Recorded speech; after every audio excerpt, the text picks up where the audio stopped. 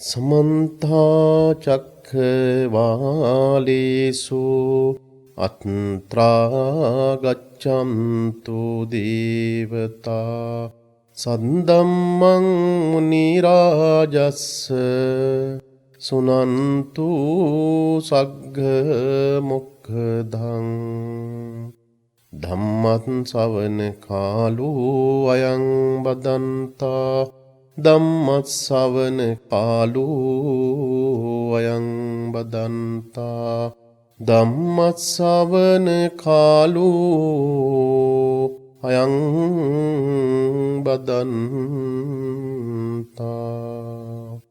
නමෝ තස්ස භගවතු අරහතෝ සම්මා සම්බුද්දස්ස නමෝ තස්ස භගවතු අරහතෝ සම්මා සම්බුද්දස්ස නමෝ තස්ස භගවතු අරහතෝ සම්මා සම්බුද්දස්ස චත්තාරෝ මේ භික්ඛවේ රුක්ඛා අතමේ චත්තාරෝ පෙග්ගු පරිවාරෝ පෙග්ගු සාර පරිවාරෝ සාරෝ පෙග්ගු පරිවාරෝ සාරෝ සාර පරිවාරෝ ඉමේකෝ භික්ඛවේ චත්තාරෝ රුක්ඛාති.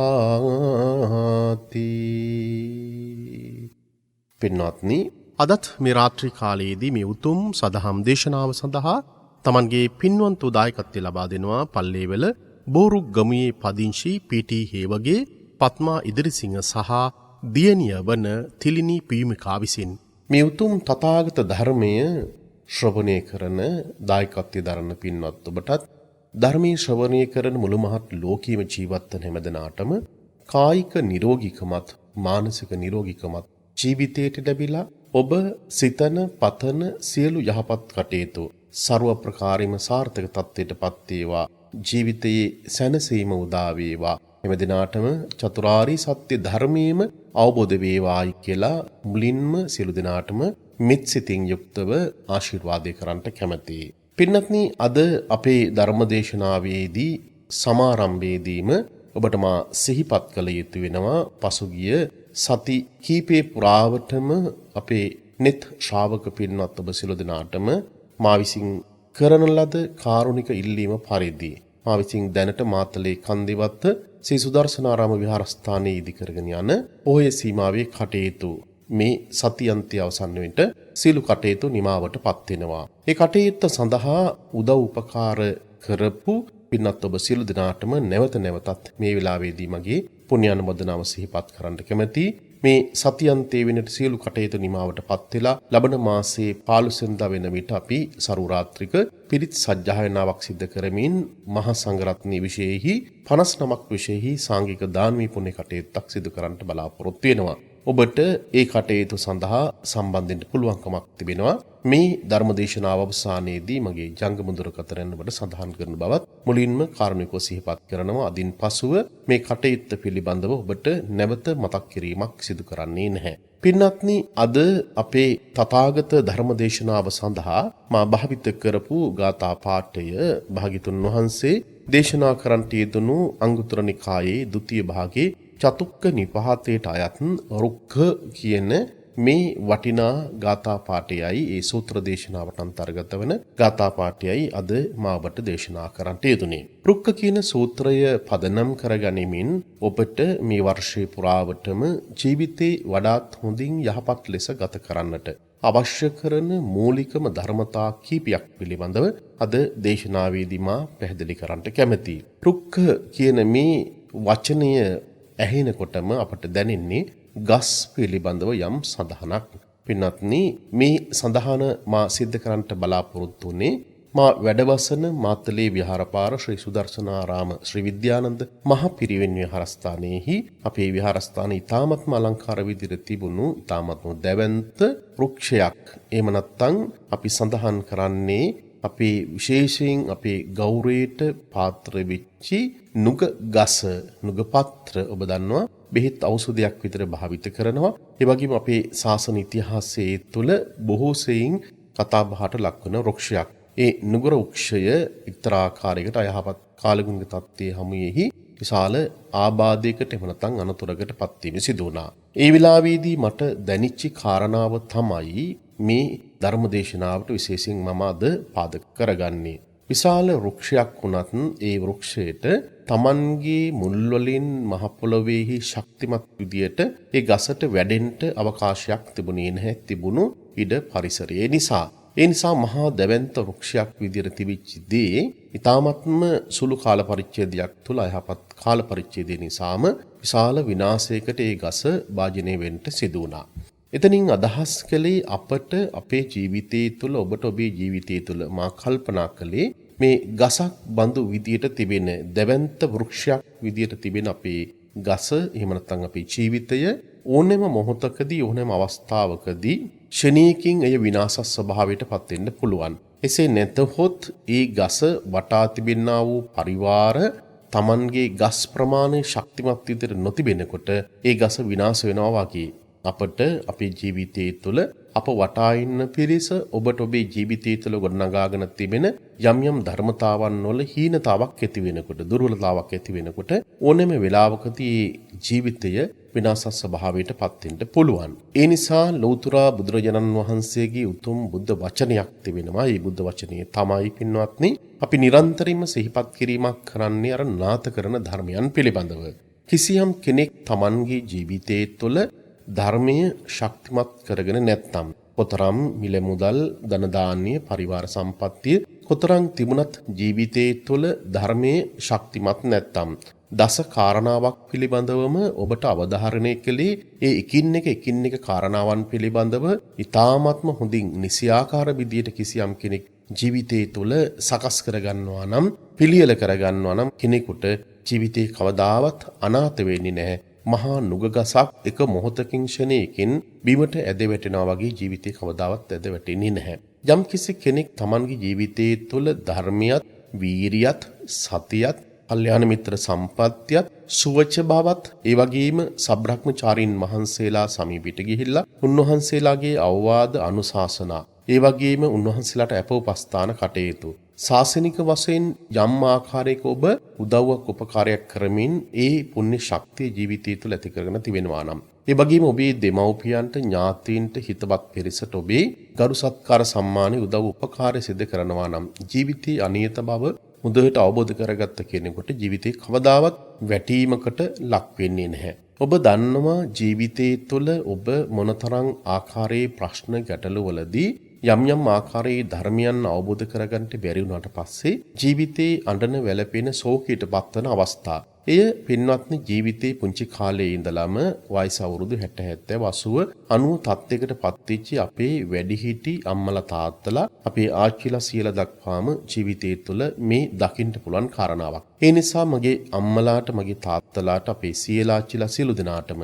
අපේ සහෝදර සහෝදරයන් සියලු දෙනාටම බොහොම මෙත් සිතින් යුක්තව මෛත්‍රී සහගත චේතනාව යුක්තව සඳහන් කරන්නේ ඔබ දැන උගත්කමක් ඇති කෙනෙක් වෙන්න පුළුවන්. ඔබ විද්‍යාව, තාක්ෂණීය විෂයන්, ඒ වගේම වෛද්‍ය වෘත්තිය, ඉංජිනේරු වෘත්තිය හෝ වෙනත් ඕනෑම විෂයක් ඔබ ඉගෙනගත්ත කෙනෙක්. එසේ නැතොත් ධන දාන්‍ය මිල මුදල් වලින් ඔබ ආර්ය සම්පත්තියට පත්වෙච්ච කෙනෙක්. එසේ නැතොත් ඔබ අහිංසකව ඔබ යම් ප්‍රදේශයක කෘෂිකාර්මික කටයුත්තක් හෝ ඒවා කිසියම් ජීවිකා වෘත්තියකින් ජීවිතය ගෙන යන කෙනෙක්. එසේ නැත්නම් ඇඳක ඉඳගෙන රෝගාතුර තත්යකට පත් වෙලා මේ ධර්මයේ ඊ타ත්ම හොඳින් ශ්‍රවණය කරන කෙනෙක්. මේ හැම කෙනෙක්ම අපි මතකයේ තබා ගත යුතු වන්නේ අපේ ජීවිතේට වටිනාකමක් ගෙනත් දෙන ධර්මතාවන් හැම වෙලාවක් තුළදීම අපේ ජීවිතය තුළ සම්පූර්ණ කරගත යුතු වෙනවා. බලන්න අපට සංසාරයේ තුළ අපිට හමුවන මිනිස්සු සමහර වෙලාවට ඔබ ඔබේ ජීවිතය තුළ වටිනාකම් ගොඩනගාගත්ත කෙනෙක්. එසේ වුවත් ඔබ වටා ඉන්න පිරිස බලනකොට බොහෝ වෙලාවට ඔබට ලැබිලා තියෙන සම්පත්තිය, පරිවාර සම්පත්තිය, පිරිවර සම්පත්තිය ඒ අය යම් ආකාරයක ගුණගරුක පිරිසක් නෙමෙයි.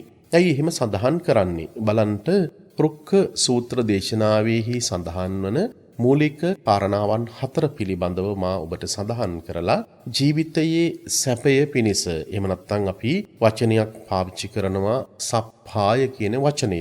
සප්පහය කියන වචනයෙහි මෙතන මේ pāli වචනේ අර්ථවත් කරන්නේ සුව පහසෝ එහෙම නැත්නම් සැපවත් ජීවිතේ. මේ සැපවත් ජීවිතයක් ගොඩනගා ගන්නට අවශ්‍ය කරන ධර්මතාවන් තමයි මෙතනදී සඳහන් කරන්නේ. බලන්ට හොඳට මතකයේ තබා ගන්නට මේ කරුණු හතරක් පිළිබඳව සඳහන් කරනවා. මා අහන්නේ ඔබට ඔබේ ජීවිතයේ තුළ මේ කරුණු හතරින් එක්කෝ ඔබ වෙන්න පුළුවන්. එසේ නැත්නම් ඔබ වටා ඉන්න පිරිස, ඔබේ නිවසේ සිටින පිරිස, ඔබේ දූ දරුවන් ඥාතින් වෙන්න පුළුවන්. එසේ නැත්නම් ඔබ වැඩ කරන ආයතනයේ පිරිස වෙන්න පුළුවන්. එසේ නැත්නම් ගමේ තොටේ ඉන්න පිරිස.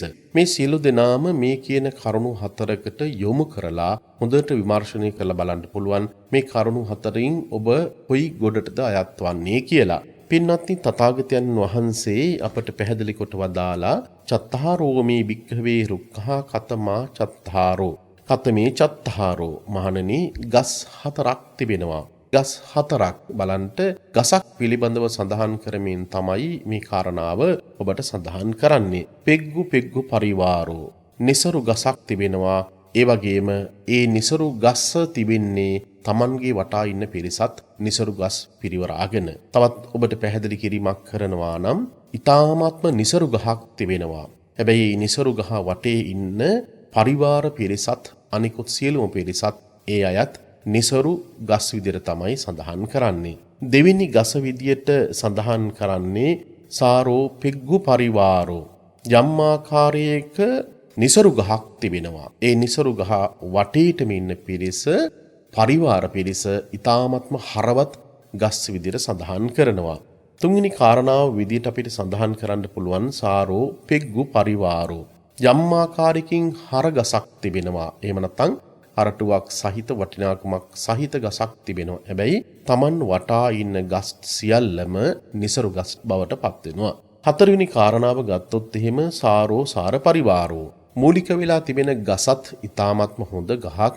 ඒ වගේම Taman වටා ඉන්න අනිකුත් පරිවාර ගස් ටිකත් බොහොම හොඳට තිබෙන සරු ගස් විදියටයි සඳහන් කරන්නේ. පින්නතුන්ට මා සඳහන් කරන්නන් මේ ගස් වර්ග හතර පිළිබඳව ඔබට වඩාත් ලේසියෙන් පහසුවෙන් ඔබට මතක තියාගන්න පුළුවන්. ඔබට තවත් කෙනෙකුට මේක කියලා දෙන්න පුළුවන්. ඔබේ දරුවන්ට, හිතවතුන්ට කියලා දෙන්න පුළුවන්. බලන්ට බුදුරජාණන් වහන්සේ ස්වභාව ධර්මීය සම්බන්ධ කරමින් අපට ඔබට ජීවිතේ පිළිබඳව කියලා දීලා තියෙන මේ වටිනාකම කොච්චරනම් ජීවිතයට සම්බන්ධ කරගන්න පුළුවන්ද? මුලින්ම ගත්තොත් පෙග්ගු පරිවාරෝ. ඒ කියලා කියන්නේ මුල ගස, එහෙම නැත්නම් ප්‍රධාන ගස නිසරු ගහක්.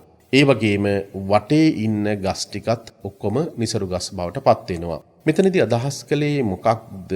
නිසරු ගසක් පිරිවරාගෙන සිටින නිසරු ගස්. කිසියම් කෙනෙක් Tamanගේ ජීවිතයේ තුල භාග්‍යවතුන් වහන්සේතර පැහැදිලි කිරීමක් කරනවා.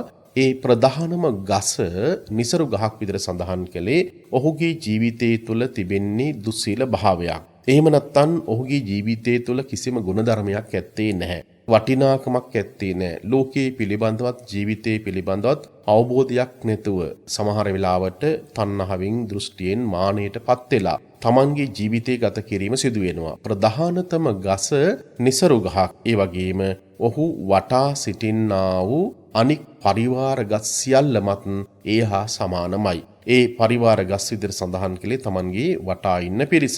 ඒ සියලු දෙනාමත් බොහොම නිසරු ගස් විදිහට සඳහන් කළා. ඔවුන්ගේ ජීවිතයේ තුලත් යම් ආකාරයකින් දුස්සීල භාවයට පත් වෙලා, ඒ වගේම ධර්මයේ තුල සඳහන් කරන ඊ타ත්ම බාල පාපකාරී අදහස් වලින් ගහන වෙච්ච පිරිසක්. පළවෙනි ගස බලන්ට එතකොට නිසරු ගහක් පිරිවරාගෙන සිටිනා වූ නිසරු ගස්. ඒ කියලා කියන්නේ ප්‍රධානතම පුච්චලයා, ප්‍රධානතම කෙනා දුස්සීල කෙනෙක්.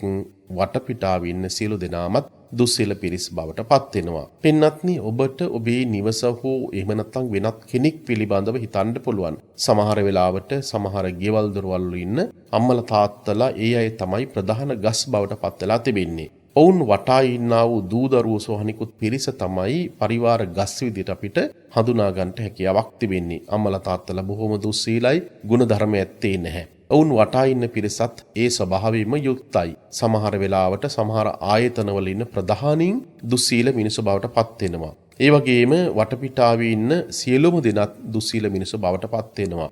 ඊළඟට දෙවෙනි ගස විදියට භාග්‍යතුන් වහන්සේ අපට දේශනා කරන්නට යෙදුනේ ප්‍රධානතම ගස. මේ ගස ඊ타ත්ම දුස්සීල ගසක්. එහි කිසිම වටිනාකමක් ඇත්තේ නැහැ. අරටුවක් ඇත්තේ නැහැ. ගුණධර්ම ඇත්තේ නැහැ. මිනිස්සෙක් විදිහට ගත්තට පස්සෙත් ප්‍රධානතම පුජ්‍යලයා ඔහුගේ ජීවිතයේ තුල කුහකකම් වලින්, දුස්සීලකම් වලින් සම්පූර්ණයෙන් පිරීමටපත් වෙලා. ඇතැම් වෙලාවට අපේ වෙඩිහිටියෝ අම්මලා තාත්තලාත් ඒ වගේම ගතිගුණ තියෙන ඇත්තෝ ඉන්නවා. හැබැයි Taman වටා ඉන්න පරිවාර පිරිස, Tamanගේ දරුවන් වෙන්න පුළුවන්, ඥාතින් වෙන්න පුළුවන්, වැඩ කරන තැනක ඉන්න ආයතනින් අනිකුත් සියලු දෙනා වෙන්න පුළුවන්. ඊ අය හැබැයි ඊ타ත්ම හොඳ ගුණගරුක පිරිසක් විදියට, දරුවන් පිරිසක් විදියට, ඥාතින් පිරිසක් විදියට කටයුතු කරන අවස්ථාවන් තිබෙනවා. බලන්න එතකොට මුලගස ඊ타ත්ම නපුරු ගසක්, අරටුවක් නැති ගසක්, වටිනාකමක් නැති ගසක්. හැබැයි වටේ ඉන්න පිරිස අපිට පේනවා ඒ සියලු දෙනාම ඊ타මත් හොඳ වටිනාකම් සහිත ජීවිතයට වටිනාකම් එකතු කරගත්ත පිරිසක් විදියට කටයුතු කරනවා. මෙන්න මේ කියන කොට්ටාසයත් නිරන්තරයෙන්ම අපට සමාජයේ තුළ මුණ ගැහෙන අවස්ථාවන් දකින්නට හැකියාවක් තිබෙනවා. ඊළඟට අපට පේනවා තථාගතයන් වහන්සේ අපට දේශනා කරන්නට යෙදුණු තුන්වෙනි කාරණාව තමයි මුල් කාරණාවේදී සඳහන් කරපු කාරණාවමයි. ඒ කාරණාවටම ප්‍රධානතම කාරණාවක් විදිහට අපිට එකතු කරගන්නට පුළුවන්කමක් තිබෙනවා. ඒ තමයි මුල ගස ඊ타ත්ම හොඳයි. හැබැයි මුල ගස ඊ타ත්ම හොඳයි, ගුණගරුකතාවයන් හොඳට තිබෙනවා, ජීවිත අවබෝධය තිබෙනවා, ආර්ණික භාවය කියන එක තිබෙනවා, යමක් පටහ ගැනීමේ ශක්තිය කියන එක තියෙනවා, ඕනෑම වද වේදනාවක් විඳ ගැනීමේ මානසික ශක්තිය ස්වභාවය තිබෙනවා.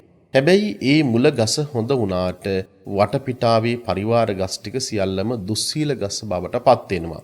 ඒ නිසා ඒ අයට මුලින් ගස මුල තිබෙන්නා වූ ප්‍රධාන ගසේ තිබෙන ගුණකර්ග භාවයන් කිසිම දෙයක් දකින්නට හැකියාවක් ඇත්තේ නැහැ. ඒ තුන්වෙනි ගස විදිහට සඳහන් කරනකොට සමහර වෙලාවට අපිට පේනවා අම්මලා තාත්තලාගේ වටිනාකම් ගුණගරුක භාවයන් තිබෙනවා. වුන් දරුවන්ට අපමණ ආකාරයකට වෙහෙස මහන්සිලා කටයුතු කරනවා. නමුත් අම්මලා තාත්තලාගේ තියෙන වටිනාකම් ගුණගරුක භාවයන් ඒ දරුවන්ගේ ජීවිතය තුළ ඇත්තේ නැහැ. ඒ නිසා ඔබ හොඳ ගුණගරුක අම්මා කෙනෙක් තාත්තා කෙනෙක් වුණත් සමහර වෙලාවට ඔබේ වටපිටාව ඔබව පරිවාර පිරිසක් විදියට ගොනු කරගෙන ඉන්න පිරිසගේ ජීවිතය තුළ ඒ වටිනාකම් ඇත්තේ නැහැ. ඒ නිසා අපිට ධර්මයේ තුල පෙන්눔 කරන වටිනා කාරණාවක් තිබෙනවා. ඔබ දන්නවා දරුවන් පිළිබඳව සඳහන් කරනකොට. ඒ දරුවන් පිළිබඳව සඳහන් කිරීමේදී අපි දන්නවා අතිජාත, අනුජාත, අවජාත කියලා වචන තුනක් භාවිත කිරීම සිදු කරනවා. මම මේ දරුවන් පිළිබඳව මෙතනදී සඳහන් කරන්නේ අපිට පේනවා බොහෝ දෙනෙක් අපිට කතා කරන විට Tamanගේ දරුවන්ගේ ප්‍රශ්න ගැටලු පිළිබඳව කතා කරන අවස්ථා. සමහර වෙලාවට අම්මලා තාත්තලාට නොසලකන දරුවන් පිළිබඳව අප ගිය සතියේත් ඔබට අපේ දේශනාවකදී අපි පැහැදිලි කිරීමක් කළා. ඒ නිසා සමහර වෙලාවට දරුවන්ගේ ජීවිත වෙනුවෙන් අපමණ ආකාරයකට වෙහෙස වෙච්චි අපේ රටේ ජීවත් වෙන, ලෝකේ ජීවත් වෙන අපේ අහිංසක අම්මලා තාත්තලා විශාල ප්‍රමාණයක් සිටිනවා. එතකොට බලන්න අති ජාත කියලා සඳහන් කරන්නේ වෙන කිසිම කාරණාවක් නෙමෙයි. ඒ තමයි අම්මලා තාත්තලාගේ තියෙන ගතිගුණ වලට වඩා උසස් ආකාරයකට දරුවන්ගේ ජීවිතයේ තුළ ඒ ගතිගුණ පිහිටලා තිබෙනවා නම්, වටිනාකම් පිහිට වෙලා තිබෙනවා නම්, මනුෂ්‍ය ගුණධර්ම පිහිටලා තිබෙනවා නම් අපි ඒ දරුවන් සඳහන් කරනවා අතිජාත දරුවන් විදියට. අනුජාත දරුවන් විතර සඳහන් කරන්නේ අම්මලා තාත්තලාගේ තියෙන වටිනාකම් Tamanගේ ජීවිතයේ තුලත්, දරුවන්ගේ ජීවිතයේ තුලත් ගුණ කරගෙන තිබෙනවා නම් ඒ ගුණ කරගත්ත පිරිස සඳහන් කරනවා අනුජාත පිරිස විදියට. අවජාත විදියට බොහෝ වෙලාවට අපේ භාෂාවේ විවහාර කරන්නේ, එහෙම නැත්නම් සාමාන්‍ය ගමේ ගොඩෙත් විවහාර කරන්නේ අප්පෙක් නැති දරුවෙක් විදියට. එහෙමයි සඳහන් කරන්නේ. තාත්තෙක් නැති දරුවෙක් ඉන්නවා නම්, එහෙම නැත්නම් නිසියාකාර විදිහට තාත්තා හඳුනා ගන්නට බැරි දරුවෙක් ඉන්නවා නම් ඒ දරුවාට අපේ සාමාන්‍ය විවාහාරයේදී අවජාත කියන වචනේ භාවිත කරනවා. නමුත් පින්වත්නි අපිට පේනවා මේ අවජාත කියන වචනය භාවිත කරන්නේ ධර්මානුකූලව ගන්න විට අම්මලා තාත්තලාගේ තියෙන වටිනාකම් ගුණධර්ම කිසිවක් නැත්නම් දරුවන්ගේ ජීවිතයේ තුල ඒ දරුවන් සැලකීමක් සිදු කරනවා අවජාත විදියට.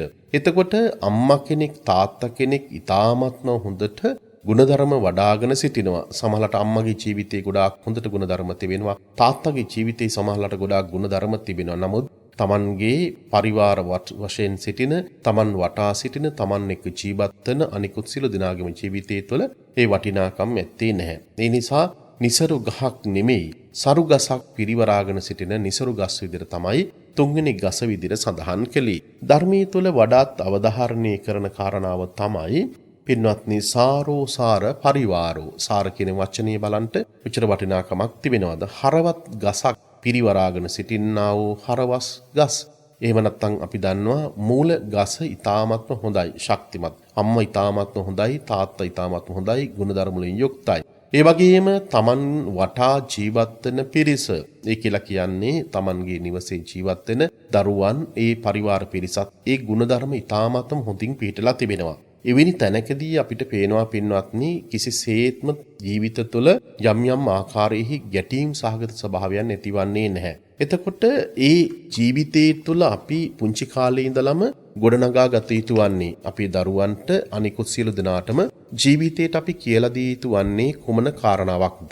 ජීවිතයට අපි කියලා දී යුතු වන්නේ අර සරුගසක් පිරිවරාගෙන සිටින සරුගසක් ජීවත් වෙනවා වගේ. ජීවිතයට වටිනාකම් ගුණධර්ම අපේ ජීවිතය තුළ එකතු කරගත්තට පස්සේ Taman වටා ඉන්න Tamanගේ දරුවන්ටත් මේ ජීවිතය පිළිබඳව වටිනාකම් අපිට කියලා දෙන්නට හැකියාවක් තිබෙනවා. බලන්ට භාග්‍යතුන් වහන්සේ ඔබට දේශනා කරන්නට යෙදිච්ච කාරණා 4 නැවත වතාවක් මතකේ රඳවා ගන්නට අවශ්‍ය නිසා මතක් කිරීමක් සිදු කරනවා.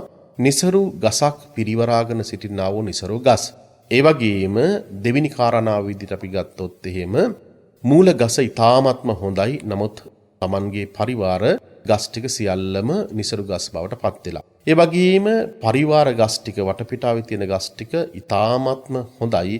හැබැයි මූල ගස ඊ타ත්ම දුස්සීල ගසක් බවට පත් වෙනවා. හතරවෙනි ගස විදිහට සඳහන් කළේ හොඳ ගසක් තිබෙනවා. අරටුවක් සහිත ගසක් තිබෙනවා. වටපිටාවේ තියෙන ගස් ටිකත් ඊ타ත්ම හොඳයි. අරටුවක් සහිත ගස් විදිහට තමයි ධර්මයේ තුල පෙන්눔 කරන්නේ. පින්වත්නි ඔබටත් මටත් මේ ලෝකයේ තුල ජීවත් වෙනකොට අපි ප්‍රාර්ථනා කරන ආකාරයකට බලාපොරොත්තු වන ආකාරයකට අපි ජීවිතයේ තුළ වටිනාකම් ගොඩනගා ගත්තත් ඔබම හිතන්ට මේ ධර්මීය ශ්‍රවණය කරන වෙලාවේදී Tamanගේ ජීවිතයට සමහර වෙලාවට වටිනාකම් එකතු කරගත්ත කෙනෙක්. එහෙත් ඔබට හිතෙනවා ඇයි මගේ ජීවිතයේ තුළ පිහිටපු මේ ගති ගුණ මේ බොහොමයක් දේවල් ඇයි මගේ දරුවන්ට ජීවිතය තුළ පිහිටලා නැත්තේ? ඇයි මගේ ඥාතීන්ට පිහිටලා නැත්තේ? ඇයි මගේ සත්පුරුෂ විදියට අපි හිතන කල්පනා කරන එහෙම නැත්නම් මගේ ජීවිතයට වඩාත් සමීපව කටයුතු කරන ඇයි මේ මිනිසුන්ගේ ජීවිතය තුළ මේ වටිනාකම් ගොඩනැගිලා නැත්තේ ඇයි කියලා කිසියම් කෙනෙක් කල්පනා කරන අවස්ථාවන් තිබෙනවා. මෙච්චර හොඳ කරලත් මට මගේ ජීවිතය තුළ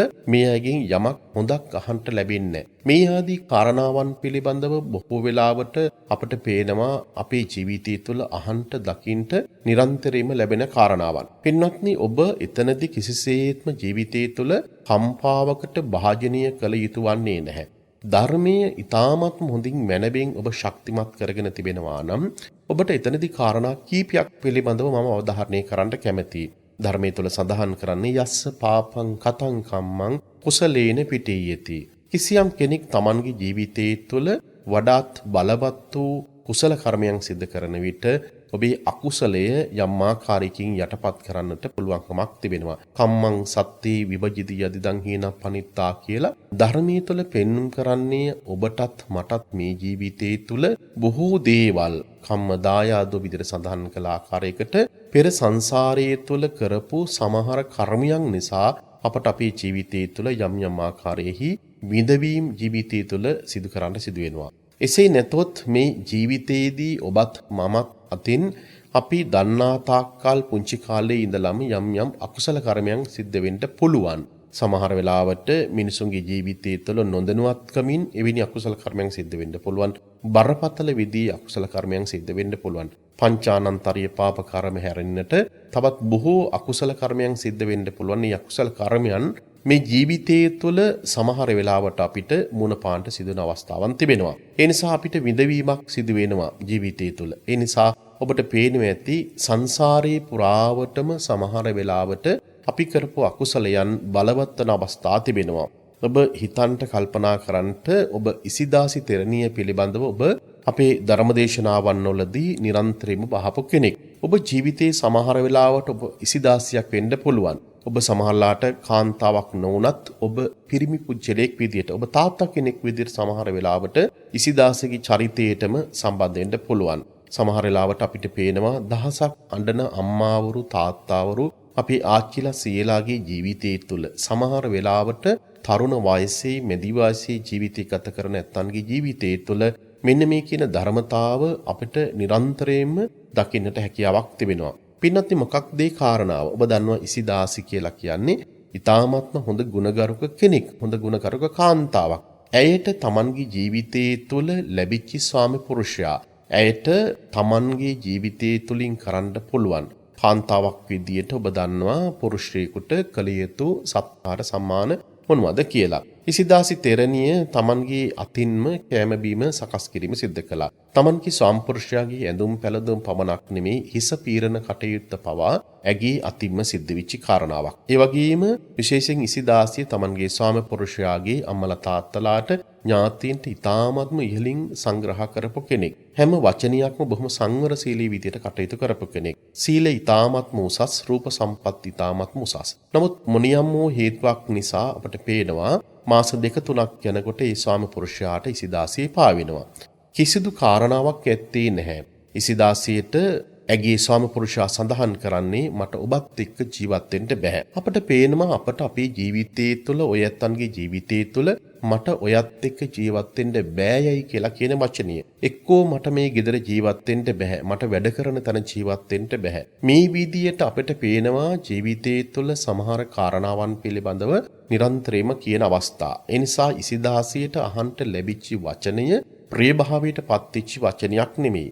ඈම දන්නවා තමන්ගේ ජීවිතයේ තුළ සිත කය වචනය කියන තුන්දර සංවර කරගත්ත කෙනෙක්. යුතුයකම් අතින් වගකීම් අතින් සියලුම කටයුතු සිදු කරපු කෙනෙක්. නමුත් ඇයට නිරන්තරයෙන්ම අහන්ට ලැබුණේ තමන්ගේ සාම්පුරුෂයාගෙන් මට ඔයත් එක්ක ජීවත් වෙන්න බෑ. මට ඔයත් එක්ක ජීවත් වෙනවට වඩා හොඳයි මේ නිවාහනින් පිට වෙලා යන එක. අපි කොටිම කිව්වොත් දික්කසාද වෙන එක මීට වඩා හොඳයි. ඉසිදාසියගේ ජීවිතයේ පළවෙනි අවස්ථාව කඩාගෙන වැටුණා. දෙවෙනි අවස්ථාවත් විවාහයක් කරගත්තා. දෙවෙනි විවාහයේදී ඇය ස්වාමි පුරුෂයාට කරන්ට තියෙන සියලුම සත්කාර සම්මාන සියල්ලක්ම සිද්ධ කළා. නමුත් මාස 2-3ක් යනකොට දෙවෙනි ස්වාමි පුරුෂයාත් කිව්වේ මට ඔයත් එක්ක ජීවත් වෙනවට වැඩිය හොඳයි මේ නිවාහනෙන් පිට වෙලා යන එක. එහෙම නැත්නම් දික්කසාද වෙන එක. පින්වත්නි, ඇය කල්පනා කරන්නට කිසියම් කෙනෙක් Tamanගේ ජීවිතයේ තුළ මේ විදියට Taman වැඩ කරන තැනට දෙමව්පියන්ට ඥාතීන්ට රටට ලෝකයට යම් ආකාරයකින් වැඩක් කරලා ඔබම ඔබේ ජීවිතයේ තුළ සමහර වෙලාවට පුදුමාකාර විදියේ කැපකිරීම සිද්ධ කරලා ඔබ සන්තකෝ තිබිච්ච සියලුම දේවල් ඔබේ ඥාතීන්ට දරුවන්ට සියලු දෙනාටම ලබා දීලා සමහර වෙලාවට ඔබ ජීවිතේ විඳවන අවස්ථාවක් තිබෙනවා. පින්වත්නි, තුන්වෙනි අවස්ථාවේදී අපිට පේනවා අට කතාවේ පැහැදිලි කරලා දෙන්නේ පාරේ ගියපු භික්ෂුන් වහන්සේ කෙනෙක් විදිහට අපි හඳුනාගත්තොත් එවැනි කෙනෙක් ගෙනල්ලා ඔහුගේ පාත්‍ර සිවුර අයින් කරලා ගිහි ඇඳුම් මන්දලා තුන්වෙනි විවාහයේ විදියට ඉසිදාසි ඒ විදියට සිවුරු අරවගත්ත කෙනෙක් ඇගේ ජීවිතේ විවාහ කරගන්නවා. ඉසිදාසිය මේ තුන්වෙනි විවාහයේදීත් ඔහුට අවශ්‍ය කරන සියලුම දේවල් සත්කාර සම්මාන ආදී සියල්ලක්ම සිද්ධ කරනවා. පින්වත්නි, පේනවා මාස 2-3ක් යනකොට ඔහු සඳහන් කරන්නේ ඔබත් එක්ක ජීවත් වෙනවට වඩා හොඳයි මට මගේ පාත්‍රය අදගෙන හිඟමනේ ගිහිල්ලා පිණ්ඩපාතේ ලබාගෙන ජීවත් වෙන එක. ඒ නිසා මට යන්න අවශ්‍යයි කියලා කිව්වා. කෙනෙක් ඔබ හිතන්ට විවාහ 3ක් Tamanගේ ජීවිතය තුළ කඩාකප්පල් කරී වීම සිදු වෙනවා. කිසිදු හේතුවක් ඇත්තේ නැහැ, චෝදනාවක් ඇත්තේ නැහැ. සමහර වෙලාවට අපට අපි කොයිතරම්නම් හොඳට කටයුතු කරත් අපට අපේ ජීවිතේ අන් අයට එපා වීමක් සිදු වෙනවා. හැබැයි අපි සමහරලාට අපි හොඳට වැඩ කරනකොට සමහර ඇත්තෝ අපේ ජීවිතේට විශාල ප්‍රියතාවක් දක්වනවා. පින්වත්නි, ඒ වගේම අපිට පේනවා ඉසිදාසියට Tamanගේ ජීවිතයේ තුළ අත්විච්චි ඛේදනීය ඉරණම මේ ලෝකයේ තුල පෘථජ්ජන බොහෝ දෙනාට ජීවිතය තුළ අත්වන කාරණාවක්. මාවට අවධාරණය කරන්නේ ඔබ දැනුගත්කමක් තිබෙන හෝ එහෙම නැත්නම් අම්මා කෙනෙක් තාත්තා කෙනෙක් හෝ කවුරු හරි කෙනෙක් ඔබම ඔබ ආයතනයකට රටට ලෝකයට දරුවන්ට අප්‍රමාණ විදියට වෙහෙස වෙලා මහන්සිලා කටයුතු කරනවා. නමුත් ඔබට කවදාවත් හොඳක් අහන්න ලැබෙන්නේ නැහැ. එතකොට ජීවිතයේ තුළ විශාල කලකිරීමක් ඇති වෙනවා. මිනිසු එන්න ඒ වෙලාවකට තමයි ජීවිතේ විවිධ වැරදි මාර්ගවලට පෙළඹීම සිදුවන්නේ. අපි දන්නවා සමහර වෙලාවට මේ කියන මානසික මනෝභාවය ඇති වෙනකොට ඒක පුජ්‍යලයකට දරන්න පුළුවන් කාරණාවක් නෙමෙයි. ඒ නිසා ඉසිදාසියත් කල්පනා කළේ එක්කෝ මරණයටපත් වෙනවද එහෙම නැත්නම් Tamanගේ ජීවිතේ වෙන අතක් බලා ගන්නවද? ජීවිතේ වෙනස් කරන්න පුළුවන් පෙන්නත්නේ. ඒ නිසා ඉසිදාසි තෙරණියට අපිට පේනවා බෝධි කියලා තෙරණියක් හමු වෙලා විශේෂයෙන් ඉසිදාසිට බෝධි තෙරණිය හමු වෙලා ඒ දෙදෙනා අතර තිබිච්ච සාකච්ඡාවේදී බෝධිය පෙන්වා දීමක් සිද්ධ කරනවා ධර්ම මාර්ගයේ තිබෙනවා කියලා. ඒ ධර්ම මාර්ගයට ඉසිදාසිගේ හිත නැමීමක් සිදු වෙනවා. ඉසිදාසිය ධර්මයේ වඩනවා ධර්මයේ වඩාගෙන තමන්ගේ ජීවිතය තුළ විදර්ශනාව පුහුණු කරනකොට ඇයට පේනවා ආත්ම 7කදී තමන්ගේ ජීවිතය තුළ ආත්ම 7කට ඉහතදී සංසාරයේ තුළ ඇකී යතින් සිදුවලා තිබිච්ච යම් යම් දෝෂයන් පිළිබඳව කාන්තාවක් විදියට ඇය ජීවිතය ගත කරන විට තරුණ වයසේදී තමන්ගේ තින් බොහෝ වැරදි සංසාරය තුළ සිදුවලා තිබෙනවා. ඒ නිසා ඇය ආත්ම ගණනාවක් තිස්සේ තිරිසංගත ආත්මවල උත්පත්තිය ලැබලා ඇගේ ජීවිතය තුළ තිබිච්ච යම් ආකාරයක වටිනාකමක් තිබිච්ච නිසා සමහර ආත්ම භාවයන් වල ඇය ජීවිතය තුළ යම් යම් කුසල ශක්තියෙන් පුහුණු කරගෙන තිබිච්ච නිසා මේ ආත්ම භාවයේදී ඉසිදාසියට යම් ධනයක් තිබිච්ච රූප සම්පත්තියක් තිබිච්ච තැනක උත්පත්තිය ලබන්න සිදු වුණා. එසේ වුවත් තමන්ගේ ජීවිතයට හමු වෙච්ච කෙනාට කොයිතරම්නම් උදව් උපකාර කළත් ඇයට හොඳක් අහන්න ලැබුණේ නැහැ. ඒකට හේතුව තමයි පෙර සංසාරයේ තුල තිබිච්ච කරපු අකුසල කර්මයන් පොඩ වශයෙන් ඒක ෂේවීගෙන යනවා. මේ ආත්ම භාවයේදීත් ඒ සමහර අකුසල කර්මයන් අපිට පේනවා ඉසිදාසිට විඳින්න සිදු වුණා. ඒ නිසා ජීවිතේ පිළිබඳ හොඳ අවබෝධයක් ඇති කරගත්ත කෙනෙක් අවසානයේදී අය රහත් ඵලයටපත් වෙනවා. බලන්න මම ඔබට මෙතනදී සඳහන් කළේ ජීවිතේ පිළිබඳව සමහර පුජ්‍යලයන්ගේ ක්‍රියාවන් පිළිබඳව ඔබ කලකිරීමකටපත් වෙන්න එපා. හොඳ ධර්ම අවබෝධයක් ඇති කරගත්ත කෙනෙකුට ජීවිතේ මේ වටිනාකම ගොඩනගා ගන්නට පුළුවන්. ජීවිතේ වෙනස් වීමකට ලක් කර ගන්නට පුළුවන්කමක් තිබෙනවා. ඔබම හිතන්න ඔබ ඔබේ ජීවිතය තුළ කොච්චරනම් කුසල කර්මයන් සිදු කරගෙන තිබෙනවාද? මේ ධර්මයේ ශ්‍රවණය කරන මොහොතේදී ඔබ සමහර වෙලාවට මා විසින් මේ සිදු කරගෙන යනු ලබන ඒ වටිනා ශාසනික පුණ්‍ය කටයුත්තට ඔබ කොච්චර උදව් උපකාර කරලා තිබෙනවාද? ඔබ හිතින් යම් කිසි දෙයක් ඔබට දී ගන්නට බැරි වුණත් ඔබ හිතින් හරි සතුටු වෙලා අනුමෝදන් වෙලා ඔබ කටයුත්ත කළා නම් ඒ ජීවිතේ කොච්චර ඔබට සතුටු වෙන්න පුළුවන්කමක් තිබෙනවාද? ඔබ මේ ශාසනය වෙනුවෙන් කොච්චර දේවල් සිදු කරලා තිබෙනවාද? රට ලෝකයේ වෙනුවෙන් කොච්චර සේවයක් සිදු කරලා තිබෙනවාද? ඔබ කරන රැකියාව කොයිතරම්නම් අවංක ආකාරයකට ජීවිතය තුළ සිදු කරලා තිබෙනවාද? ඒ නිසා පින්වත්නි එවිනි කුසල ශක්තියන ඔබ කරන්නට ඔබේ පෙර අකුසල කර්මයන් බොහෝ දේවල් යටපත් කරන්න පුළුවන්කමක් තිබෙනවා. ඒ නිසා සමහර වෙලාවට ජීවිතය තුළ විඳවීමක් ඇති වෙනකොට ඔබ කලබලයටපත් නොවිය යුතු වෙනවා. හැමදාමත් හොඳක් අහන්න ලැබෙන්නේ නැත්නම් ඔබ කලබලයටපත් නොවිය යුතු වෙනවා. ඔබ කල්පනා කළ යුතු කාරණාව වන්නේම ඒ වෙන කිසිවක් නොමයි පෙර සංසාරයේ තුලම මම කරගත්ත අකුසල කර්මයක්. ඒ නිසා ඒ අකුසල කර්මයේ මන් දැන් ගෙවෙන අවස්ථාවක් බවට පත් වෙනවා. මට මතකයි වරක් අපේ බලංගොඩ ආනන්ද මෛත්‍රී ස්වාමින් වහන්සේ සඳහන් කරපු කාරණාවක්. උන්වහන්සේ සඳහන් කරලා තිබුණ එක්තරා පොතකදී කිසියම් කෙනෙක් ජීවිතය තුළ මහා කටුක අවස්ථාවක් විඳිනවා නම් අපි හිතමුකෝ එක්තරා ආකාරයකට ඔබ අපවාදයකට නින්දාවකට පත් වෙනවා. ඔබේ රැකියාවන් ඔබට අහිමි වෙන අවස්ථාවන් තිබෙනවා. සමහර ලාවට ඔබට බරපතල විදිහේ රෝගකාරක තත්ත්වයක් ජීවිතය තුළ උදා වෙලා තියෙනකොට ඔබ කලබලයටපත් නොවි ධර්මයේ තුළ ශක්තිමත් විදිහට පිහිටමින් ඔබ සතුටින් මේ ප්‍රශ්නයට ගැටලුවට මුහුණ දිය යුතු වෙනවා. හේතුව කුමක්ද? ඔබ කල්පනා කළ යුතු වන්නේම මා මේ ගෙවන්නේ පෙර සංසාරේ අකුසල කර්මයක්. මේ අකුසල කර්මය යම් වෙලාවකදී යම් මොහොතකදී අවසන් වෙනවා. ඒ නිසා මම අකුසලයක් ගෙවලා ඉවර වුණායයි කියලා කිසියම් කෙනෙකුට සතුටු වෙන්න පුළුවන් නම් ඒ අකුසලයට ඔබ ඒ කරදරයට බාධකයට ඔබ සතුටින් මුණ දෙන්න පුළුවන් නම් ඔබ ධර්මයේ තුළ පිහිටපු ශක්තිමත් කෙනෙක් විදිහට තමයි අපේ බලංගොඩ ආනන්ද මෛත්‍රී නායක ස්වාමීන් වහන්සේ පින්වත්නි එක්තරා පොතකදී උන්වහන්සේ සඳහන් කරලා තිබුණේ. මෙවැනි මේ ප්‍රායෝගික ක්‍රියාකාරකම් වල ජීවිතය තුළ ඉන්න විට අපට පේනවා ඒකේ ශක්තිය කොයිතරම්නම් ධර්මයේ ශක්තිය කොයිතරම්නම් ජීවිතයට වටිනාකමක් ගෙනත් දෙනවද කියලා. ඔබ වඩාත් යහපත් වූ සත්පුරුෂෝ මනුෂ්‍යෙක් විදිහට ජීවිතයේ තුලබ ගත කරන විට ගොඩනගා ගන්නා විට ඔබට ධර්මයේ ශක්තිය පිහිටනවා පමණක්ම නෙමේ ස්වභාව ධර්මයේ පවා ඔබට ආශිර්වාදය කරනවා. අපි දන්නවා අපේ ශාසනික ඉතිහාසය තුළ සඳහන් වන විශේෂයෙන් සම්‍යක් දෘෂ්ටික දෙවියන් පවා අපට අපේ ජීවිතයේ ආරක්ෂාව ආශිර්වාදය ලබා දෙන අවස්ථාවන් තිබෙනවා. ඒ නිසා මම ඔබට මේ ධර්මදේශනාවේදී අවසන් කොටසේදී වඩාත් කැමැති පැහැදිලි කරලා දෙන්න ජීවිතයේ තුළ වඩාත්ම යහපත් ආකාරයකට ගොඩනගා ගන්න නම් ඒ ධර්මයේ තුළ තිබෙන ශක්තිය ජීවිතය තුළ ගොඩනගා ගන්න අවශ්‍ය නම් බුදුරජාණන් වහන්සේ අපට පෙන්නපු වටිනාම කාරණා පහක් පිළිබඳව මම මෙහෙම කිව්වොත් වඩාත් ලේසියි ඔබට.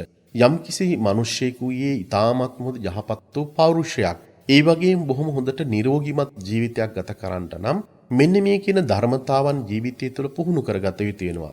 මේ ධර්මතාවන් ජීවිතය තුළ පුහුණු කරගන්න ජීවිතේ කවදාවත් ඔබ වැටීමකට ලක් වෙන්නේ නැහැ පින්වත්නි. ඒ නිසා ලෝකයේ තුළ ජීවත් වෙන මිනිසුන්ට කාගෙන් ඔබ පිහිටක් පිළිසරණක් බලාපොරොත්තු වුණත් ඔබට ඒ පිහිට පිළිසරණ නොලැබෙන අවස්ථාවකදී ඔබට ධර්මයේ පිහිට පිළිසරණ කියන එක තිබෙනවා.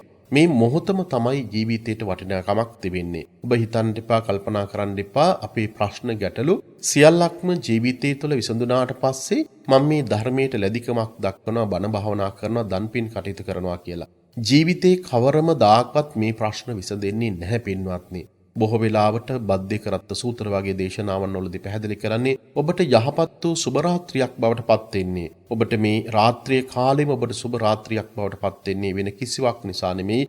ඔබේ සිත තුළ යහපත් වූ චේතනාවක් ඇති කරගෙන ජීවිතේ වෙනස් වීමකට භාජනය කරගන්නවයයි කියලා කියන සිතුවිලි ඇති කරගත්තොත් ඔබට මේ රාත්‍රියේම සුබ රාත්‍රියක් බවට පත් වෙනවා. හෙටට කල් දාන්නට මේ බාලගිරි දෝෂයක් බවට පත් වෙනවා. අපේ ජීවිතය මොනතරම් අවිංශිත ස්වභාවයක් තිබෙනවාද? මට මතකයි වරක් අර ඉංග්‍රීසි භාෂාවෙන් ධර්මදේශනාවන් කරන බටහිර ලෝකයේ ඊ타මත්ම ප්‍රකට ස්වාමින් වහන්සේ නමක් අජාං බ්‍රහ්මවංශ ස්වාමින් වහන්සේ. උන්වහන්සේ පර්ත් නගරයේහි තමන්ගේ කරමතින්ම විශාල වශයෙන් මහන්සි වෙලා විශාල තමන්ගේ භාවනා මධ්‍යස්ථානයක් සකස් කරනවා. අවුරුදු ගාණක් තිස්සේ ඊ타මත් ලස්සනට පිළිල කරලා තිබිච්ච ඊ타මත් මලංකාරෝ භාවනා මධ්‍යස්ථානයේ ඕස්ට්‍රේලියාවේ ඇතිවිච්ච ලැබුගින්නක් නිසා විනාශ ස්වභාවයට පත් වෙනවා. ඒක මොහොතකින් සියල්ලම අළු වෙලා යනවා. ඒක ගොඩනැගිල්ලක් පමණක් ඉතුරු වෙනවා. කෙනෙකුට මේක දරන්න බැරි දෙයක්. ජීවිතයේ තුළ මහා කම්පනයක් ඇති වෙන ස්වභාවයක්. ඒ වෙලාවේදී මාධ්‍ය විදින් නැවිලා මේ ස්වාමින් වහන්සේගෙන් විමසා සිටියේ ඔබ වහන්සේට රටේ ඉන්න මිනිසුන්ගෙන් මොනවද ඉල්ලන්න අවශ්‍ය? ඒ නිසා ඔබ වහන්සේට යම් උදව් උපකාර අවශ්‍ය නම් ඒ උදව් උපකාර මාධ්‍ය හරහා කියන්න කියලා කිව්වා. විශාල විනාශයක් වෙලා තිබෙන නිසා. ඔබ දන්නවා ඔබට ඔබේ ජීවිතය තුළ යම් විනාශයක් සිද්ධ වුණොත් අපට අපේ ජීවිතය තුළ විනාශයක් සිද්ධ වුණොත් අපි අන් අයගේ උදව් උපකාර ඉල්ලා සිටිනවා. ඒ උදව් උපකාර ඉල්ලා සිටින්නේ වෙන කිසිවක් නිසා නෙමෙයි. සමහර වෙලාවට අපට අපේ ජීවිතේට ඒ සියලු දේවල් නැවත රැස් කරගන්න ඕනේ කියලා කියන හැඟීම නිසා. නමුත් මේ ස්වාමින් වහන්සේ බොහෝම සිනාමුසු මොහොනින් යුක්තව කියපු දෙයක් තියෙනවා. ඒ කියපු දේ තමයි අද තරම් මම මගේ ජීවිතය තුළ සතුටු වෙන දවසක් ඇත්තේ නැහැ. කෙනෙක් ඔබ හිතන්නකෝ Taman සතුව තිබෙන සකල විද දේවල් විනාශ ස්වභාවයට පත් වෙලා. ඒ විනාශ ස්වභාවයට පත්විච්ච වෙලාවකදී කෙනෙකුට කියන්න පුළුවන් නම් අද තරම් මම සතුටු වෙන දවසක් නැහැ යයි කියලා. එයා අමුතුම තාලේ පුච්චලයක්. එහෙම නැත්නම් ඔහු ජීවිතේ වෙනස් කරගත්ත කෙනෙක්. ඒ වෙලාවේදී මාධ්‍ය වේදින් අහපු කරණාව තමයි ඇයි ඔබ අද මේ තරම් සතුටු වෙන්නේ? මේ තරම් මහා විනාශයක් සිද්ධ වෙලා ඇයි මේ විදිහට සතුටෙන් ඉන්නේ? ඒ වෙලාවේදී උන්වහන්සේ සඳහන් කළ තිබිච්ච කාරණාව තමයි මම අද මගේ ඇස් පන අපිටම ජීවිතය තුළ මම ප්‍රත්‍යක්ෂ කරගත්තා ලෞතර බුදුරජාණන් වහන්සේගේ උතුම් බුද්ධ වචනය. ඒ තමයි අනිත්‍ය කියන සංකල්පය. එහෙම නැත්නම් යම් කිසි දෙයක් මේ ලෝකයේ තුළ සංස්කාර ධර්මයන් විදිහට තිබෙන දේවල් තිබෙනවා නම් අපි ගොඩනගා ගන්න, රැස් කරගන්න, පිළිල කරගන්න දේවල් තිබෙනවා නම් ඒ සියලුම දේවල් මොහොතකින් විනාශ ස්වභාවයටපත් වෙනවා. ලෝකයේ තියෙන සියලුම සංස්කාර ධර්මයන් ඇති වෙනවා, පවතිනවා, නැති වෙනවා කියලා කියන ධර්මතාව. මොහොතක් ක්ෂණයක් පාසා මේ වෙනස් වීම ස්වභාවයකටපත් වෙනවා යයි කියලා කියන එක අද මම ඇස් පන පිටම දැක්කා. ඒ නිසා ධර්මයේ ප්‍රත්‍යක්ෂ කරගත්තා. ධර්ම අවබෝධය ඇති කරගත්තා යයි කියලා උන්වහන්සේ සඳහන් කළා. පෘථග්ජන ලෝකයේ තුල ජීවත් වෙන ඔබත් මමත් යම් කිසි දෙයකින් අපි බොහෝ වෙලාවට කම්පණයකටපත් වෙනවා. කෙනෙකුගේ වචනයක් අපිට ඇහෙනකොට ඒ වචනේ නිසා හිත රිදවීමකට ලක් වෙනවා. එහෙම නැත්නම් හරියම්බ කරගත්ත දේවල් නැති වෙනකොට ලොකු ජීවිතයට ලොකු කම්පනයක් ඇති වෙනවා. එසේ නැත්නම් සමහරවිට ඔබ හරියම්බ කරගත්ත දේවල් රැක බලා ගන්නට ඔබ කොච්චර වෙහෙසක් මහන්සියක් ගන්නවද? සමහර වෙලාවට ජීවිතයේ අවසන් කාල පරිච්ඡේදයන් වල ගත කරන අපේ අම්මලා තාත්තලා පවා බොහෝ වෙලාවට වෙහෙස මහන්සි වෙනවා. Taman හරියම්බ කරගත්ත දේවල් ඒවා රැක බලා ගැනීම සඳහා පුදුමාකාර විදිහේ මානසික වද වේදනාවන්ට පත්වීමක් සිදු වෙනවා. නමුත් ධර්මයේ හොඳට ප්‍රත්‍යක්ෂ කරගත්ත කෙනෙකුට, ධර්ම අවබෝධය ඇති කරගත්ත කෙනෙකුට ඒ වගේ තිබෙන්නා වූ નિසරු සහගත ස්වභාවය හොඳට අවබෝධ කරගන්න පුළුවන්. පින්නත් මේ වෙලාවේදී හොඳට තේරුම් ගන්න අවශ්‍ය වෙනවා. ඒ සියල්ලක්ම අපිට අත්හැරලා දාලා යන්න සිදු වෙනවා. ඔබ මේ ලෝකයේ තුල කරගත්ත යම් කුසල කර්මයක් තිබෙනවා නම් ඒ කුසල කර්මයේ පමණමයි ඔබ ජීවිතය තුල ගෙනියන්නේ. ධර්මයේ වඩලා තිබුණා නම්, භාවනාව වඩලා තිබුණා නම්, දන් පින් කටයුතු කරලා තිබුණා නම්, සීල භාවනාදී වශයෙන් යම් ක්‍රියාවන් වල ඔබේ ජීවිතේ නිරත වෙලා තිබුණා නම් ඔබට ඒ දේ පමණමයි ජීවිතය ගෙනියන්නට හැකියාවක් තිබෙන්නේ. ඒ නිසා අපි ප්‍රායෝගික ලෝකයේ තුල බොහොම හොඳට සමාජ විද්‍යාත්මක ගත්තට පස්සේ මේ සමාජ කාරණාවලදී අපිට පේනවා අපේ ගැටීම් සහගත ස්වභාවයන් නිරන්තරයෙන් ඇති වෙනවා. ඒ නිසා රජාම් රක්මන් සහඳුර වගේ වර්තමාන ලෝකයේ තුල ජීවත් වෙන භික්ෂුන් වහන්සේ කෙනෙක් ඒ ධර්මයේ බොහොම සරල ආකාරයට ගැඹුරු ආකාරයකට දේශනා කරන කෙනෙක්. ධර්මයේ ප්‍රත්‍යක්ෂ කරගත්ත කෙනෙක්. ධර්ම අවබෝධය ඇති කරගත්ත කෙනෙක්. එවැනි තත්ත්වයකට අපේ මනස ගොඩනගන්න පුළුවන් නම් ඔබට ඔබේ ජීවිතය ගොඩනගන්න පුළුවන් නම් ඔබ කොච්චර ශක්තිමත් කෙනෙක්ද? ජීවිතය තුළ ඇතිවෙන බාධක හෝ වේවා, බින්ව යෑම් හෝ වේවා, එසේ නැත්නම් අන් අයගේ දෝෂාරෝපණ හෝ වේවා, මේ සියලු දේවල් වලදී අපේ මනස කම්පණයකටපත් නොවි තබා ගන්න පුළුවන් නම් කොච්චර වටිනවද?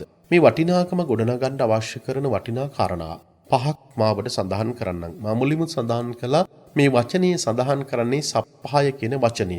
සප්පාය කියලා කිව්වේ සැපය, පහසුව, සුඛය, විහරණය සඳහා. බුදුරජාණන් වහන්සේ අපට දේශනා කරන්නට යෙදුන ආහාර සප්පාය. එහෙම නැත්නම් සුදුසු ආහාර වර්ග පරිභෝජනය කිරීම. විහරණ සප්පාය ඊ타මත්ම නිවැරදි ආකාරයකට ඉඳුම් හිටුම් වගේම අපේ ජීවිතය තුළ හැසිරීම රටාවන් හොඳට ගොඩනගා ගත යුතු වෙනවා. උතු සප්පාය කියලා කියන්නේ ශරීරයට බොහොම හිතකර වූ ඍතුන් පරිහරණය. එහෙම නැත්නම් විවිධ ආකාරයට තිබෙන කාලවකවානුවලදී අපේ ශරීරයට සුවපහසු ඇති වෙන ආකාරයකට යම් යම් සීත හෝ උෂ්ණ හෝ දේශගමනන් වල ජීවත් වීම. මේක සමහර වෙලාවට පොතේ තියෙනකොට අපිට ප්‍රායෝගික ලෝකයේ තුල අපිට යම් යම් කාරණාවන් වෙනස් කරන්න බැරි වෙනවා. නමුත් ධර්ම කාරණාවක් විදිහට ඔබ දැනගත යුතු වෙනවා. හතරවෙනි කාරණාව විදිහට සඳහන් කළේ පුද්ගල සප්පහය, සුදුසු පුජ්‍යලයන් ආශ්‍රය කිරීම. ඒ වගේම පස්වෙනි කාරණාව විදිහට සඳහන් කරන්නේ අජ්ජහසේ සප්පහය, හොඳ අදහස් ඇති කර ගැනීම. බලන්න අද අපේ ධර්මදේශනාවේදී කරුණු වශයෙන් ඔබට මතක් කරගන්න පුළුවන්. මතකයේ තබා ගන්න පුළුවන් කරුණුමයි මා සඳහන් කළේ. මුලින්ම සඳහන් කළේ ගස් හතරක් පිළිබඳව සඳහන් කළා. දැන් මේ තුන්වෙනි කාරණාවේදී මා ඔබට සඳහන් කළේ වටිනාකම් ගොඩනගා ගන්න පුළුවන්, හොඳ පෞරුෂයක් ගොඩනගා ගන්න පුළුවන්. ඒ වගේම කායික නිරෝගීකමත් මානසික නිරෝගීකමත් ඇති කර ගන්න පුළුවන් වටිනා කාරණා පහක් පිළිබඳව එතන සඳහන් කළා. ආහාර සප්පාය කියලා කිව්වේ සුදුසු ආහාර වර්ග පරිභෝජනය කිරීම.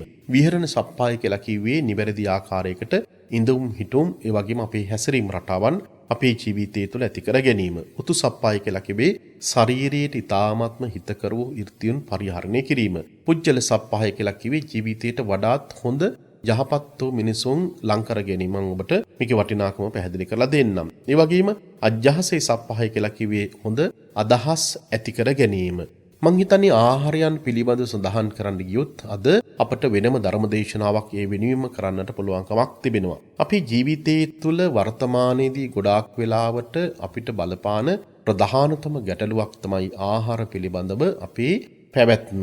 අපි ගොඩාක් වෙලාවට සඳහන් කරන කාරණාවක් තිබෙනවා, කට පරිස්සම් කරගන්න කියනවා. කට පරිස්සම් කරගන්න කියලා කියන්නේ කටින් වචන කතා කරන එකක් පරිස්සම් කරගන්න. අනිත් එක තමයි අපේ තිබෙන්නා වූ යම් ආකාරයක ගිජුභාවයේ ඇති කරන සමහර දේවල්, ගිජුභාවයේ ඇති කරන සමහර දේවල් වලින්, කනබන දේවල් වලින් අපි පරිස්සම් විය යුතු වෙනවා.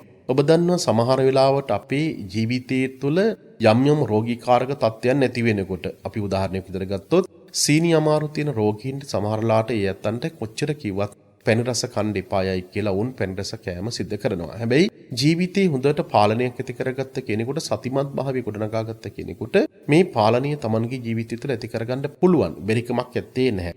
සමහර වෙලාවට ඔබ විවිධ ආකාරයේ මංගල ගෙවල් වලට, එහෙම නැත්නම් දාන ගෙවල් වලට ගියපුවාම බොහෝ පැණි රස ಜಾති දැක්කට පස්සේ සමහර ඇත්තන්ගේ ගීජුකම ගොඩාක් වැඩි වෙනවා. ඒ වෙලාවේදී තමන්ගේ තියෙන ලෙඩ දුක් ආදී සියල්ලක්ම අමතක කරලා ආහාර ගන්න අවස්ථාවන් තිබෙනවා. සමහරවිට සීනි අමාරු තියෙන කෙනෙක් හිතන්නේ දැන් මේ වෙලාවේදී මේ තියෙන කේක් වර්ග, පැණි රස වර්ග සිළු දේවල් කාලා පස්සේ පෙත්තක් බොන්නම්.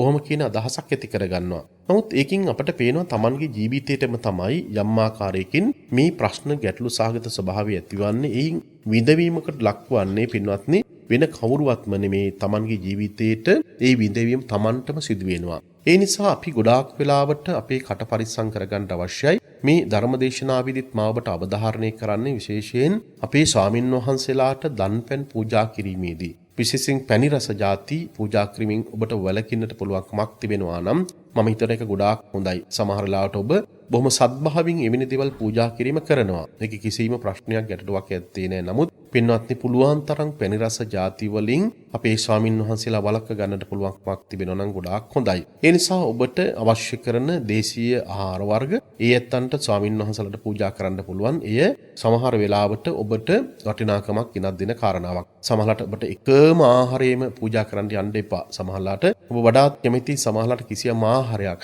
ඒ නිසා ඔබ කරන්නේම හැමදාමත් ස්වාමින් වහන්සේට ඒ ආහාරයම පූජා කිරීම සිදු කරනවා. එයින් ඒ ස්වාමින් වහන්සේලා යම් ආකාරයක අපහසුතාවයට පත් වෙන්න පුළුවන්. ඒ නිසා අපි ධර්මයේ තුල අපිට පේනවා පින්වත්නි ආහාර පිළිබඳව සඳහන් කරන විට අපි සඳහන් කළ එකයි අපි වෙනම දවසක මම ඔබට කැමති ආහාර පිළිබඳවම ධර්මදේශනාවක් සිදු කරන්නට. හේතුව මොකද ආහාර ලබා ගැනීම පවා අපේ ධර්මයේ තුල පෙන්වුම් කරන්නේ භාවනාවක් විදියට. ස්වාමින් වහන්සේලා පින්ඩපාතේ ගිහිල්ලා රැගෙනින ආහාරයේ පවා වැළඳීමේදී එය භාවනාවක් විදියට කළ යුතු වෙනවා. ඒ නිසා ඉදිරි ධර්මදේශනාවකදී ධර්මයේ තුල සඳහන් කරපු ආහාර වර්ග 4ක් පිළිබඳව ඔබ දන්නවා. කබලින්කාර ආහාර පිළිබඳව, ස්පර්ශ ආහාර පිළිබඳව, මනෝ සංචේතන ආහාර ආදී වශයෙන් සඳහන් කරන මේ ආහාර 4 වර්ග 4ක් පිළිබඳව සඳහන් වෙනවා. එවැනි කාරණාවන් පිළිබඳව මම ඉදිරි දේශනාවකදී සිදු කරන්න බලාපොරොත්තු වෙනවා. හේතුව මොකද වර්තමානයේ බොහෝ වෙලාවට අපේ කායික ලෙඩවලටත් මානසික ලෙඩවලටත් අපි ගන්නා ආහාර වර්ග ඔබ ඊ타ත්ම තදින් ජීවිතයට බලපානවා. ඔබ හිතන්න එපා එතනදී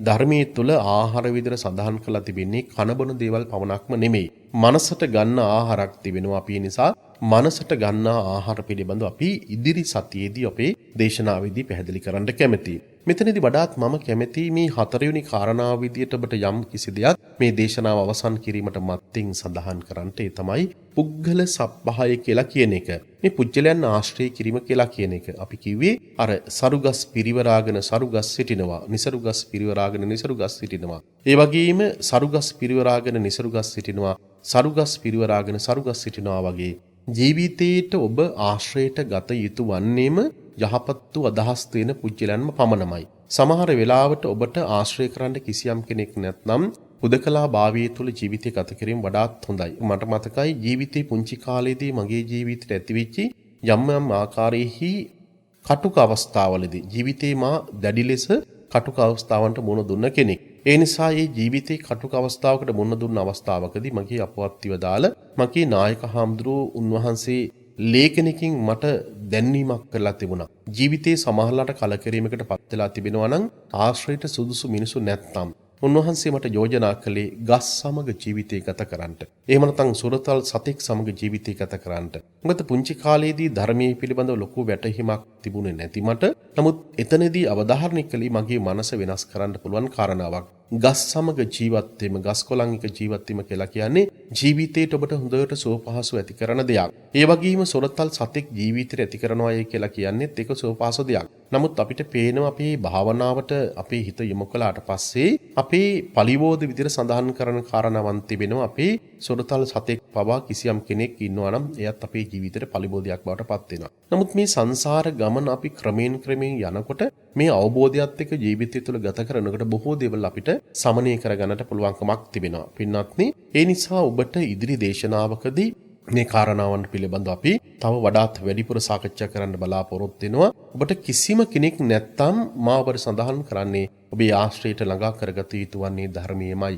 ඔබ හුදකලා වෙලා ජීවිතය ගත කරනවා නම් වෙන කිසිවෙක් ආශ්‍රය කරනවට වඩා ඔබට පුළුවන්කමක් තිබෙනවා නම් පින්වත්නි ධර්මයේ කල්යාණ මිත්‍රයා බවට පත් කරගෙන ජීවිතය ගත කරන්නට ඒ ඊ타මත්ම වටිනවා. ඒ නිසා ජීවිතේ වටිනාකම හොඳට අවබෝධ කරගත්ත ධර්මයට බොහෝසෙන් ලැබිකමක් දක්වන ජීවිතේ ආධ්‍යාත්මික සුන්දරත්වයේ සොයාගෙන යන නොවරදවාම අපේ ධර්ම දේශනාවන් ශ්‍රවණය කරන ලක්ෂ සංඛ්‍යාත දෙස් විදෙස් සියලු දෙනාටම නැවත නැවතත් මේ වෙලාවේදී අපි පුණ්‍ය අනුමෝදනාව සිදු කරන්න කැමැති. විශේෂයෙන් පසුගිය සති කීපේ පුරාවටම මාගේ ඉල්ලීම පරිදි විශේෂයෙන් මාතලේ කන්දෙවත්ත ශ්‍රී සුදර්ශනාරාම විහාරස්ථානයේහි දැනට ඉදි කරමින් පවතින යන මේ සතියන්තයේ වෙනුවට සියලු කටයුතු නිමාවට පත්වන පොහොය සීමාව කටයුතු. එය net ශ්‍රාවක පින්වත් පිරිස විසින්ම ගොඩනගපු පොහොය සීමාවක් විදිහට සඳහන් කරන්න පුළුවන්. මම හිතනවා මාධ්‍ය ආයතනයක් විදිහට මට මේ නිදහස ලබා දෙමින් ඔබට මේක දැනුවත් කරන්න ඉඩකඩක් ලබා දුන්නා. ප්‍රධාන විධායක නිලධාරීතුමා ඇතුළු සියලුම කාර්ය මණ්ඩලයට නැවත නැවතත් අනේක වාරයක් සාදුකාර දෙමින් අපි පින් අනුමෝදන් කළ යුතු වෙනවා. මේ සත්කාර කටයුත්තට මට අනුග්‍රහය දක්වන්නට මාධ්‍ය වශයෙන් දැනුවත් කරන්නට මේ ඉඩකඩ සලසා දීම පිළිබඳව. ඒ නිසා මම හිතනවා කල්පනා කරනවා මාධ්‍ය ආයතනයක් විදියට සමහර වෙලාවට ඔබේ ජීවිතයේ තුළ පළවෙනිම අවස්ථාව තමයි පොහොය සීමාවක් සඳහා විශේෂයෙන් විනයානුකූලව සම්මත කරගත්ත, ඒ වගේම විනය සම්ප්‍රදායට අනුකූලව සකස් කරපු, ඒ වගේම භික්ෂුන් වහන්සේලාගේ පැවැත්ම විනය පිටකයේම සඳහන් වෙන්නේ ශාසනයේ තියෙන විනය පවතින තාක්කල් පමණයි. ඒ නිසා සෑම වර්ෂයකම භික්ෂුන් වහන්සේලාට මාසයකට වතාවක් පොහොය කිරීමේ කටයුතු සඳහා අවශ්‍ය කරන මේ ඉදිකිරීම ගොඩනැගිල්ල අපට සකස් කරගන්නට පුළුවන්කමක් තිබුණා. මම හිතනවා ජීවිතයේ තුළ භික්ෂුන් වහන්සේ කෙනෙක් විදිහට මමත් මගේ ජීවිතයේ තුළ මහා විශාල පුණ්‍ය කටයුත්තක් සිදු කරගත්තා. ලක්ෂ 25කට වඩා වැඩි මුදලක් පුංචි ගොඩනැගිල්ලක් වුණත් ගල් සම්මත කරගෙන සීමාව සම්මත කරගෙන අවුරුදු 8ක් වෙනවා. නමුත් ඒ ගොඩනැගිල්ල සකස් කරගන්නට ඒ දායක පිරිසට හැකියාවක් තිබුණේ නැහැ. නමුත් ඒ සීමාව සම්මත කරගත්ත ප්‍රමාණය තුළ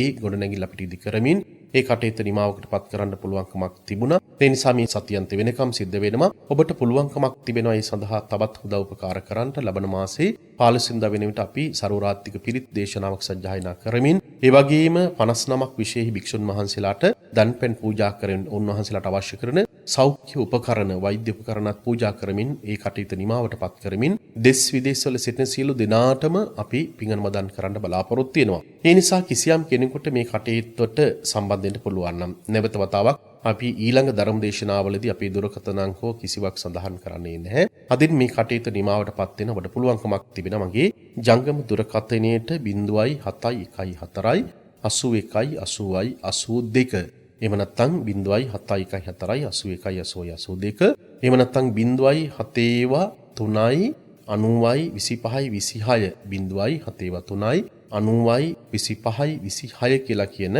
මේ ජංගම දුරකථනයන්ට කතා කරලා ඔබට මේ පිළිබඳව තොරතුරු දැනගන්නට පුළුවන්කමක් තිබෙනවා. ඒ නිසා ඔබට මේ ඉදිරි කාල පරිච්ඡේදයේ තුල මේ සඳහා ඔබට කුමන වූ ආකාරයකට Tamanට හැකි ආකාරයකට දායකත්වය ලබා ගැනීමෙන් මේ ශාසනය කටයුතු කරගන්න පුළුවන්. කොරෝනා වසංගත තත්ත්වය නිසා බොහෝ පිරිසක් එකතු කරගන්න පුළුවන්කමක් ලැබෙන්නේ මාතලේ ප්‍රදේශයේත් ඉතාමත් ශීඝ්‍රයෙන් කොවිඩ් වසංගත තත්ත්වය පැතිරලා යන නිසා අපි කිසිම කෙනෙකුට ආරාධනා කිරීමක් කරන්නේ නැහැ. මේ වෙලාවේදී සම්බන්ධ වෙන්න කියලා විවිධ සෞඛ්‍ය නීති රීති සහ ඒ වගේම වෛද්‍ය උපදෙස් අනුව කිසිනමුත් අපි ඉදිරියේදී බලාපොරොත්තු වෙන net ආයතනයට සාකච්ඡා කරමින් දැනට පවතිනවා. මේ වසංගත තත්ත්වයේ ඉතාමත් ඉක්මනින් පහ වුණු අවස්ථාවකදී ඒ විහාරස්ථානයේ සිටම දවසේම පොයි වැඩසටහනක් සිදු කරමින් මුළු මහත් ලෝකයේම ජීවත් වෙන සියලු දෙනාටම අපි සෙත් පතන්නත් ආශිර්වාදී කරන්නත් බලාපොරොත්තු වෙනවා. ඒ නිසා පින්වත්නි ඔබට නැවත නැවතත් මේ වෙලාවේදී මගේ පුණ්‍ය අනුමೋದනාව සිහිපත් කරනවා. අද රාත්‍රී කාලයේදී මේ උතුම් දේශනාව සඳහා දායකත්වයේ දරපු පින්වත් පිරිසට මේ වෙලාවේදී අපි පින් අනුමෝදන් කළ යුතු වෙනවා. අදත් රාත්‍රී කාලයේදී මේ උතුම් සදහම් දේශනාව සඳහා තමන්ගේ පින්වන්තෝ දායකත්වයේ ලබා දුන්නා පල්ලේවල බෝරුග්ගමේ පදිංචි පීටි හේවගේ පත්මා ඉදිරිසිංහ සහ දියණිය තිලිනි පීමුකා විසින් උතුම් දේශනාවට දායකත්වයේ දැරීමෙන් බලාපොරොත්තු වෙනවා. මීට වසර 5කට පෙර මිය ගිය ඒ දනවති මෑණියන්ට හා වසර 46කට පෙර මිය ගිය ඊයේ ඇල්බින් සිඤ්ඤෝ පියාණන්ට පින්දීමටත් තංගල්ලේ පදිංචි මීට වසර 15කට පෙර මිය ගිය ටීඑච් බන්දුසේන පියාණන්ට හා අයියාර් එමලි හමි මෑණියන්ටත් මීට අවුරුදු 14කට පෙර මිය ගිය සෝමසිරි ඉදිරිසිංහ අයියාට මිය ගිය මාමලා 5 දෙනාටත් නැන්දලා 3 දෙනාට සහ කොටරුපේ බාප්පාටත් මිය ගිය අනිකුත් සියලුම ඥාතීන්ට පින් දෙන්න බලාපොරොත්තු වෙනවා. විශේෂයෙන් උතුම් දායකත්වයේ දරපු පීටි හේවගේ මහතා පත්මා ඉදිරිසිංහ මහත්මිය තිලිනි පියුමක ඇතුළු සුජීවත් වන පවුලේ සැමටත් දේශකයන්න් වහන්සේටත් නිදුක් නිරෝගී සහ චිරජීවනයේ හා උතුම් ධර්ම අවබෝධය අද දවසේදී ප්‍රාර්ථනා කරනවා. මේ උතුම් දේශනාවට දායකත්වයේ දරපු පින්වත් ඔබටත් ධර්මී ශ්‍රවණය කරපු බැහැම දෙනාටමත් උතුම් තෙරුවන්ගේ අනන්ත ආශිර්වාදයෙන් යහපතක්ම සිද්ධ වේවා. තබන පියවරක් පාසා ගන්නායල හුස්ම රැල්ලක් පාසා ගෙවන විනාඩියක් තප්පරයක් පාසා රත්නත්‍රි අසීමිත සුවිසි මහා ගුණේ ශක්තිය බලය සිවි සම්මස්නහර ඇට ඇටමිදුළු දක්වා විනිවිද යමින් සරු ආරක්ෂාව සැලසේවා. කුසල් අරමුණෙන් බුදුගුණ බෙලෙන් මෙසිත බෙලෙන් සිල්ගුණ බෙලෙන් සැපසේ නින්දියවා සැපසේ අවදි වේවා. නපුරු සිහින නොපෙනේවා. දෙවියන්ගේ ප්‍රසාදයත් ආරක්ෂාවත් ලැබේවා. රජුන්ගෙන් සොරුන්ගෙන් සතුරන්ගෙන් ගින්නෙන් ජලයෙන් වස විසෙන් අවියායුධෙන් මනුෂ්‍යයන්ගෙන් තිරිසංගත සතුන්ගෙන් සීතලින් උණුසුමින් බඩගින්නෙන් පිපාසෙන් මැසි මඳුරන්ගෙන් අවුවෙන් වැස්සෙන් පින්නෙන් සුලගින් විසකුරු සර්පාදින්ගෙන් වාතෙන් පිතෙන් සෙමින් තුන්දොසින් රාග දෝෂ මෝහ ආදී උපක්ලේශයන්ගෙන් උපපීලක උපඝාතකාදී විපාක දුහාරයකින්වත් බියක් තැතිගැන්මක් අන්තරාවක් සන්ත්‍රාසයක් රෝමෝත් ගමනයක් හිංසාවක් පීඩාවක් විපතක් සිහිනකින්වත් ඇති නොවේවා. සරු ආරක්ෂාව නිරතුරු සැලසේවා. වාත පිතසෙම තුන්දොස් සමනය වේවා. පඨවි ආපෝ තේජෝ වායෝ සතර ධාතු සමනය වේවා. කර්ම චිත්ත ඍතු ආහාර චතු සමුට්ඨානික රූප කලාප නිරෝගී වේවා. සීල රෝගාබද පැයින් පැය විනාඩියෙන් විනාඩිය තප්පරින් තප්පරි චිත්තක්ෂණින් චිත්තක්ෂණයට සුවපත් වේවා. සියලුම සත්‍යෝ නිදුක් වේවා නිරෝගී වේවා සුවපත් වේවා. ඔබ සියලු දිනාට මුතුම් දලදා හාමුදුරුවන්ගේ පිහිට ආශිර්වාද ලැබේවා. විජයශ්‍රී ජයශ්‍රී හාමුදුරන් වහන්සේගේ පිහිට ආශිර්වාද ලැබේවා. විශේෂයෙන් දායකත්වයේ දරපු පින්නතුන්ගේ පරම්පරාගත මිය ගිලින සියලු දිනාටමත් ධර්මී ශ්‍රවණය කරපු ලක්වාසී ලෝකවාසී ඔබගේ පවුල්වල මිය ගිලින සියලු දිනාටම පින් අනුමෝදන් වේවා. රට ජාතියගේ ජීවිතය කැප කරපු විරදා රණවිරුවන්ට පින් අනුමෝදන් වේවා. මේ පින් බලයෙන් හැමදෙනාමත් උතුම් නිවන් අවබෝධ වේවා. ඒ වගේම විෂ්ණු කතරගම සමන් බිබීසනාදී සීල් මල්පේ සාක්‍ය මහිසාක්‍ය දෙවියන්ටත් අපි හැමදෙනාමත් පතන බෝධිකින් නිවනින් සැනසීම ලැබේවා. අක්ඛාසට්ඨා ච බුම්මට්ඨා දේවානාගා මහින්దికා පුඤ්ඤන්තං අනුමෝදිත්වා චිරං රක්ඛන්තු ලෝක සාසනං. ආකාසට්ඨා ච බුම්මට්ඨා දේවානාගා මහින්దికා පුඤ්ඤන්තං අනුමෝදිත්වා චිරං රක්ඛන්තු දේශනං. ආකාසට්ඨා ච බුම්මට්ඨා දේවානාගා මහින්దికා පුඤ්ඤන්තං අනුමෝදිත්වා චිරං රක්ඛන්තු ත්වං සදාති. හැමදෙනාටම සම්මා සම්බුදු සරණයි.